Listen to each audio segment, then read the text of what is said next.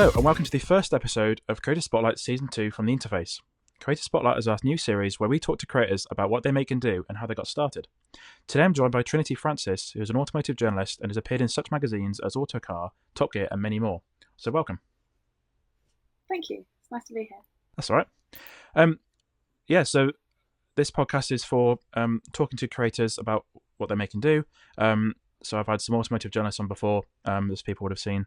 It's just a little bit of introduction about you in case people don't know who you are. What do you do?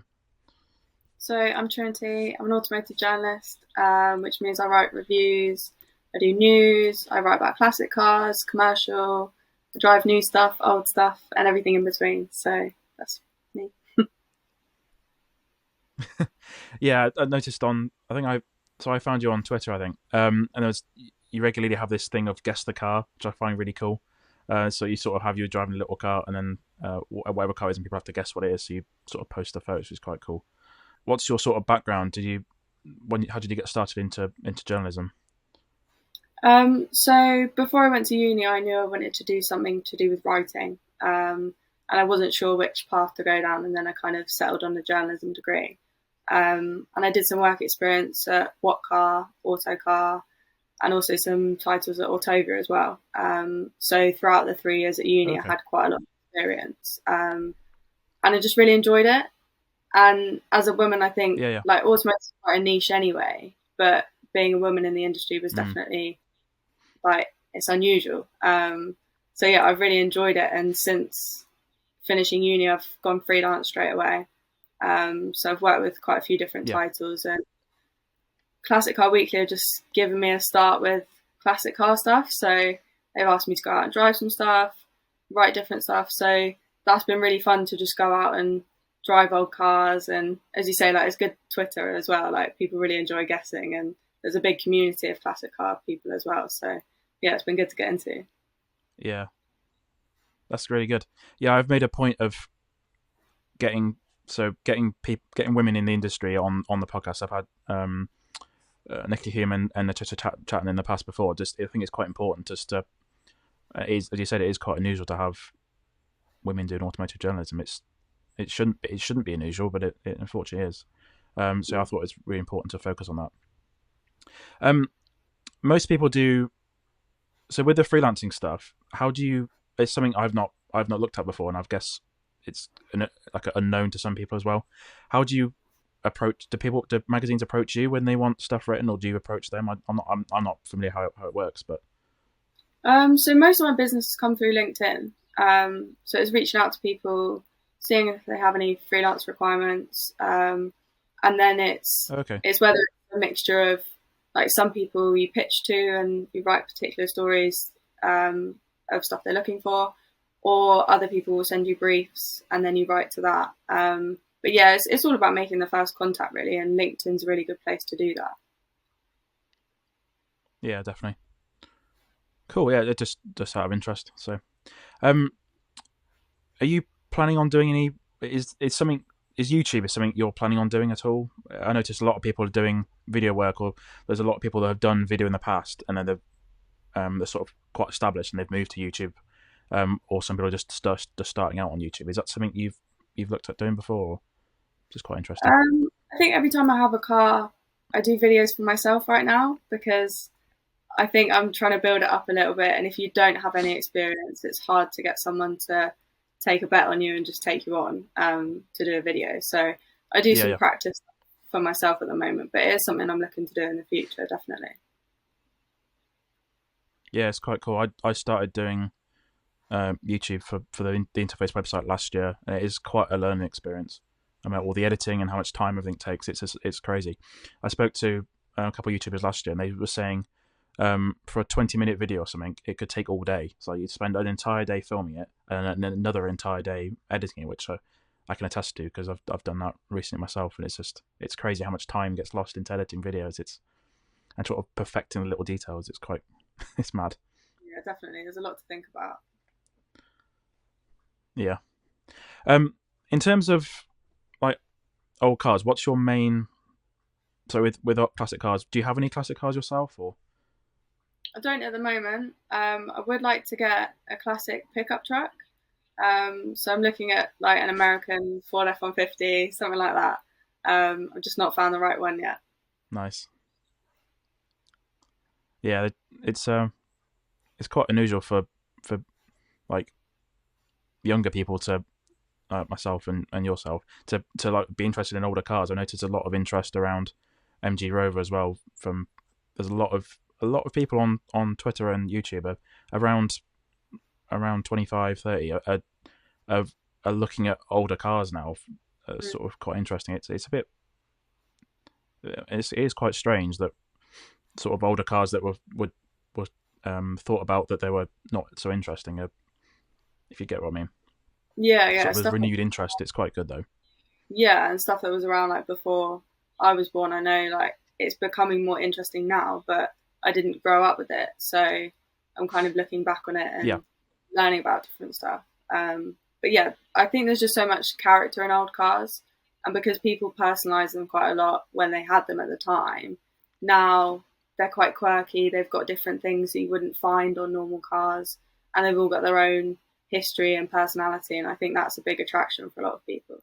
yeah. Especially now, there's a lot of with a like the new car market as it is. There's a lot of good stuff. There's a lot of just I guess people aren't so interested in the sort of boring stuff, and it does seem quite. If you get what I mean, especially with I guess that way with EVs as well. So I'm a personally, I really like EVs, but I guess there's a lot of people that don't because of how less engaging they are. Have you reviewed any EVs or? Yeah, I've driven quite a few EVs. I think they're quite different from manufacturer to manufacturer. Yeah. It depends how big the car is. Like I was actually driving the Maxus Mm, T90 EV this morning, so that's a electric pickup, and that was quite different from any electric mm, cars I've driven. So yeah, there's so much tech, and different manufacturers are playing with different stuff. Like the Genesis GV60, it's got a little boost button on the steering wheel, mm. and that's great fun. Like it's such a novelty. But yeah, it's just I think the adoption for EVs isn't as big yet, but I think it's going somewhere in the right direction with cars. Yeah, especially the people that are interested in sort of characteristics of a car. They need Mm-hmm. there needs to be more. I guess as we'll go on, that personality of a car may come out with different electric cars as the manufacturers play around with them and sort of learn what they can offer customers. Mm. Um, so yeah, definitely. Um, there's a lot of Also, there's a lot of work being done to electrify classic cars as well. I noticed there's a lot of classic cars that are sort of there's a few companies around the country that are electrifying those old cars, which is quite good to see as well because people like the style of those old cars. So yeah. Um, in terms of any cars you reviewed, what do you think the over the last few years? What's the sort of the most standout model you've looked at or had? I'd say out of the cars that I've driven, It's it quite would a probably difficult question. yeah, it would probably be the Porsche GT4. So I didn't get a chance to write a review about that, but it's one of those cars that I drove it and I couldn't stop thinking about it afterwards. I was like, I have to have one at some point. In terms of cars Yeah, reviewed, I did a review on the McLaren Artura when it came out, so that was pretty fun to go and drive that and write about that. And I'd driven the 720S previously, so it was good comparison between the two. Um, so yeah, I guess those are kind of more performance cars, but it's just a mix of stuff really. Like it's what sticks out in your mind. Like I drove a Morris Marina for the first time a few months ago, and I thought I was going to die. Like the brakes were awful, but it was so much fun to just be in something completely yeah, different. yeah. It's crazy how far cars have definitely come. That sort of the refinement of even cars from 20 years ago. They're not as refined as they are now. It definitely shows, and especially cars from that era. So Mm. yeah, so in terms of the cars that you get to test, do the magazines give you them to test? Would you go out on your own and go to the car manufacturers and get press loans? Because that's always something I ask people. Like, how do you go out? What's your approach to that? So normally, if it's new stuff, it will be through the manufacturers, so organising a press zone. Um, because I'm part of the Southern group of motoring writers, we get invited to different events, and we have events through them that a Okay. manufacturer will bring like a number of their cars, and we get to drive those all day. So I've been on a couple of those last year, and then there's also the SMMT events, and that's a range of different manufacturers who bring cars, and it's a day where you get to go and drive loads of different stuff and meet PRs as well. Okay. Like That's, press days. yeah. And then with the classic stuff, All right. that's kind of talking to garages and seeing what stock they have available, and go down and drive those. And then with the commercial stuff as well, that's more Okay. dealing with dealerships and seeing what stock they have available. Because with the commercial stuff, there's not a big press fleet sometimes for those. And if manufacturers don't have a big presence No. in the UK, it's easier to go through dealerships. Yeah, you mentioned Max's. That's part of LDV, isn't it? I think. Am I right? Is that wrong? I don't know. I really Okay. don't know that much about them right now. Okay. I'm trying to drive some more pickup trucks and commercial stuff, but yeah, they're quite local to me, so I thought I'd go down and see what they've got. That's good. That's good though. There isn't much coverage of commercial vehicles. It's definitely it is a large section of the market, and there's a lot of work that's been done to electrify those vehicles as well. But yeah, it's interesting that it's good. It's good that someone's focusing on the commercial stuff because it is an important. There's a lot of purchases to get made. So Yeah, there's commercial a lot more. a lot of work that's been done. Yeah, commercial's quite interesting. Like it was more, I didn't know anything about it, and getting into it and writing about it, talking to people, it's a completely different world, but it's really interesting. Like there's so much to learn and Mm. a lot of different people to talk to and different points of view. It's really nice to talk to people about their trucks, and I'm big into trucks, so it's good fun.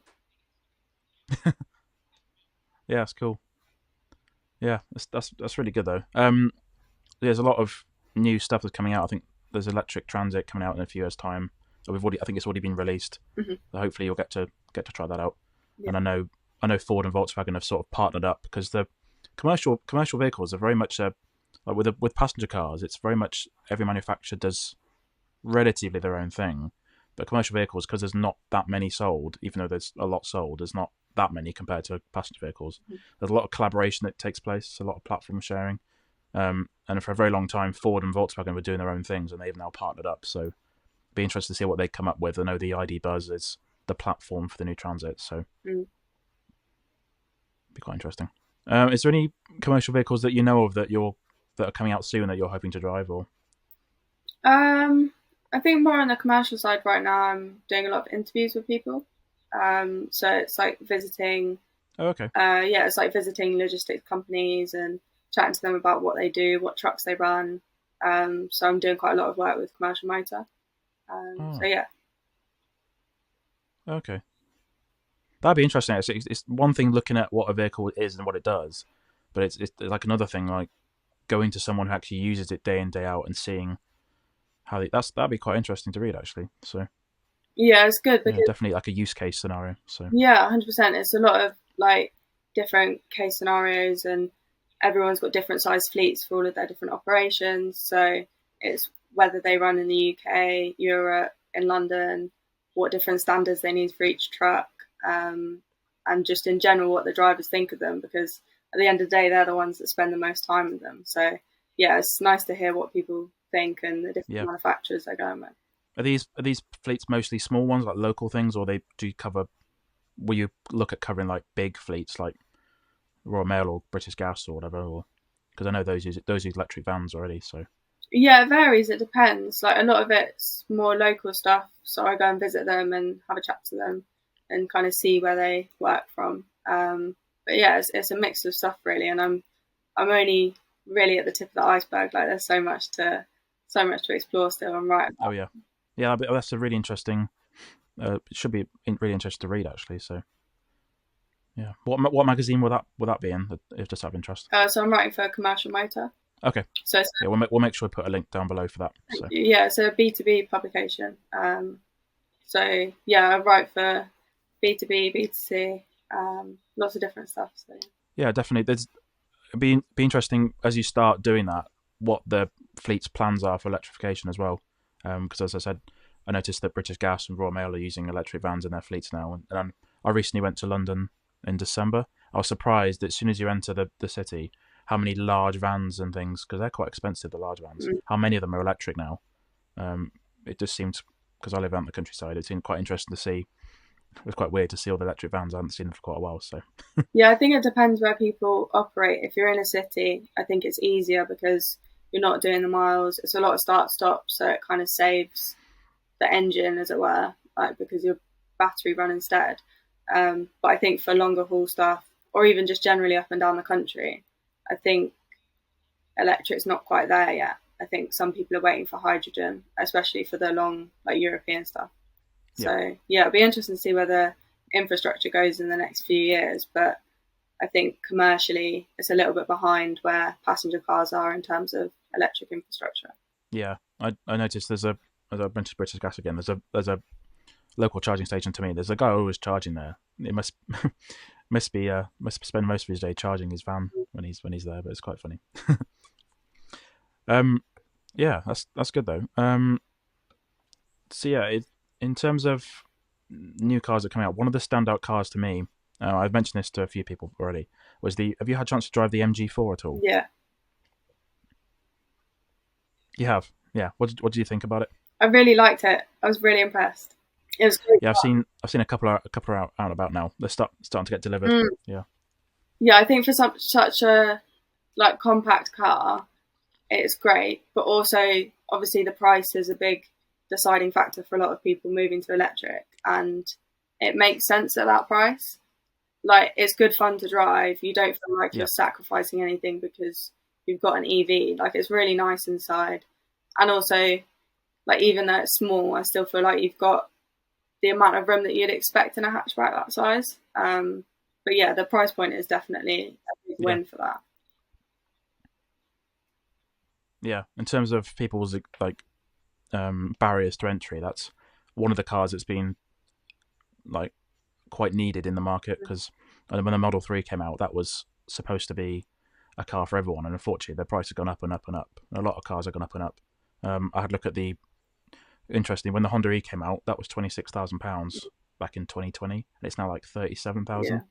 So instead of making cars easy to own and easy to get into, they're just becoming more expensive. So it's good that a company has finally come out, and it's not doesn't look like there's any compromises with it really, apart from there's no heat pump. I think that's the only thing I could think of that hasn't got. But it's good that there's something available for people now. So yeah, you don't have to answer this if you don't want to. But what cars do you own personally? So what's So your go-to Volkswagen, daily driver? I've got Volkswagen Polo at the moment. So it's a little '09 plate, but it's great. Like, it's three doors, but I fit so much in that car. Like dining tables, workshop benches, just literally everything. I could move my whole house. It's brilliant. So yeah, I don't plan on getting rid of it anytime soon. That's great. There's certain cars are just. So I've got an Up Mhm. GTI. Bought that a few years ago, and I can't quite separate with it. Mm. It's just some cars just are so useful and so much fun to drive that um you just don't want to get rid of them, which I don't plan on doing. So Yeah, I love driving manual cars as well. Like, I always love yeah, getting back in my car and just having a proper gear stick again. yeah, definitely. Yeah, even something with even something as that hasn't got loads of power, it's still quite a good fun thing Yeah, to use with a manual gearbox. It's I feel great. like you learn so much more driving manual. In what like do you mean initially when people start driving? I think just in general, like as you say, if you're driving something that's not as powerful, being in a manual really helps you work out how to drive it and maximize the potential of that particular car. Like, as you say, my Polo is it's not very far. It Yeah, doesn't go very far, but because I've driven it, it makes it easier to drive other cars and kind of work out how to get the most out of them. that makes sense actually. Yeah, yeah. I've always wondered for a little while what's going to happen to new drivers in a few years' time. Are they going to have the option of learning in electric, and then that's probably going to limit their sort of what cars they can drive in the future. So I'm not really familiar with what the process is like at the moment, but it'd be interesting to find out if that comes under the process of an automatic gearbox for learning. So Mm. I think it's also like with electric cars, you just put your foot down and it goes. And if you're not used to that, like Yep. sensitivity, but also you're driving a car that's very fast, very like if you put your foot down, it goes really quickly. But if you're driving next to someone who's got a manual and they've only got 100 brake horsepower, they're not going very fast. So you're kind of anticipating that either people will move quickly, and I don't know. I feel like if everyone on the road isn't matched power wise, like if there's quite a big gap between EVs and like petrol or diesel cars, then people learn to drive differently. Um, yeah.